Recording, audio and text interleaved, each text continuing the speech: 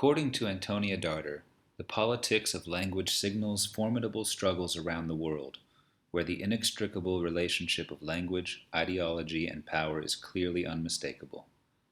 Darder argues that those in political power use nationalization of their language to marginalize possible dissenting political voices. She explains that throughout history, language ideology has been used to drive the political and economic agenda of the ruling class. Those who do not conform and adopt the ruling language are labeled other and relegated to a subcaste, given less of a political voice and fewer economic opportunities. Darder describes this as committing linguo-racism and linguistic genocide to further political and economic gains. She also writes that liberal, humanistic education, though well-meaning, can be just as harmful to immigrants and their children's language and culture. Darder's words echo the critiques of Drake and Van Ord about the Eurocentric pedagogical-based international school programs, such as the International Baccalaureate. Darder is relentless in her arguments against the current Eurocentric educational mindset of the ruling class. As she states at the end of her paper, "We cannot keep reforming and subjecting our children to a fundamentally bankrupt system of schooling, a system shrouded in the capitalist and colonial project, which strips our children of their humanity, their culture, their language, and their innate right to be the creators of their own destinies." I personally find Darder's arguments to be historically accurate, but overly incensed, at least for a private international school context such as my own.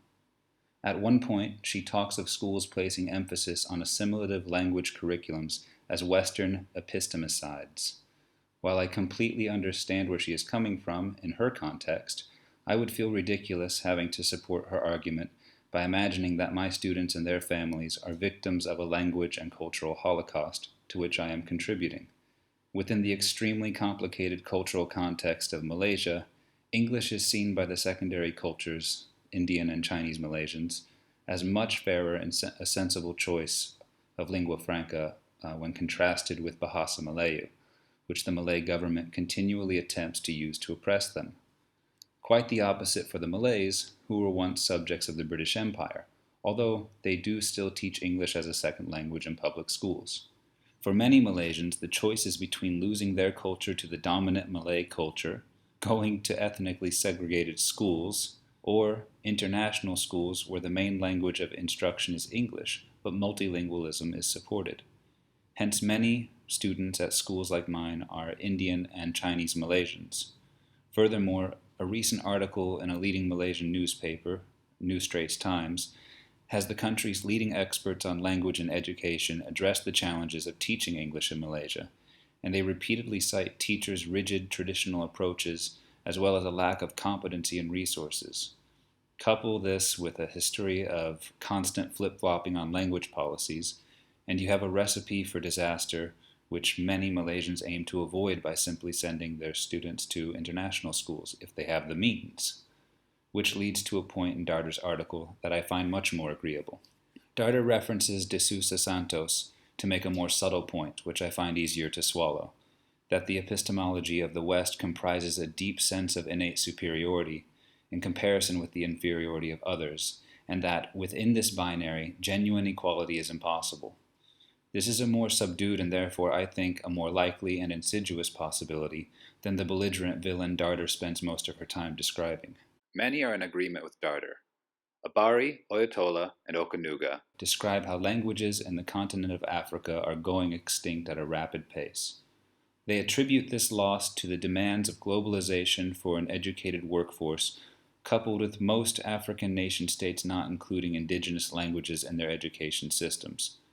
Many African education systems follow the European colonial roots of that nation-state, and therefore the language of instruction is rarely the mother tongue. Inclusion of the mother tongue is the exception, rather than the rule among African countries. Additionally, the people of many African nation-states are discarding their mother tongues as a strategy to further their own economic and social well-being. There are some African countries, most notably Tanzania and Kenya, which are making active efforts to preserve African languages and instituting measures to include them in education, demonstrating that inclusion of the mother tongue in academic instruction increases second language learning and preserves student dignity. Prashan and Nora both argue for multilingual education and speak to its benefits. Nora, who is the director of a bilingual charter school, shows evidence that her bilingual students outperform their monolingual peers on tests of math and reading. Prashan shows that the two pillars of bilingual education, background knowledge and literacy transfers, make sense to even those who are not language educators or researchers. These authors demonstrate that multilingual education is a viable, perhaps even desirable education methodology. Sullivan and Schatz, in their study of university students' opinions of having one language in America, showed the bias of European Americans towards nationalistic and rhetorical arguments in favor of adopting English as the only language of instruction in the USA. While some Mexican Americans were for an English-only America, they mostly cited common communication goals as their reason. In contrast, the Euro-Americans stated such examples as America equals English, or when in Rome, do as the Romans do. Additionally, a significant portion of Euro-Americans show hostility toward foreigners as their reasoning. Mastermind of California's English-only initiative, Ron Unz, demonstrated how politics can be used to marginalize minority languages and cultures. Even top-level educators are not immune to these political and economic forces that serve to create outsiders and exclude them.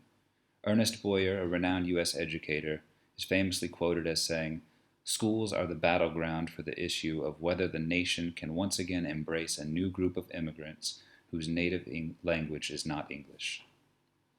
Thinking about how I can best teach a second language while simultaneously demonstrating value and respect for a student's mother tongue reminds me of the physician's Hippocratic oath, "First, do no harm." As educators, we are charged with the hope of the future, the children under our care, and we must be careful and very conscious of how we execute our responsibilities. I would most certainly agree with another quote from Darter's essay. To restrict people's language is to restrict their expression of humanity. As Williams puts it, the ubiquitous rhetoric of child-centered education is vacuous when the child's language, the very tool which allows one to center on the child, is set aside. And research shows that learning through mother tongue improves learning of other languages. Taylor and Coetzee found that mother tongue instruction in the early grades significantly improves English acquisition, as measured in grades 4, 5, and 6, the very grades I teach. UNESCO promotes mother tongue-based bilingual or multilingual approaches in education as an important factor for inclusion and quality in education. However, UNESCO also opines that educators and teachers must fully master the learner's languages and know their sociocultural backgrounds, which I find to be very impractical and an idealistic expectation. As I could not possibly learn every language my students speak, the practice I support most in my classroom is translanguaging. I use language portraits to collect information about the languages my students use, how they use them, and how they feel about using them in different contexts. As a program, we use our language profile to develop our library resources to support mother tongue. I agree with Krashen that one simple thing most fail to emphasize is recreational reading in multiple languages.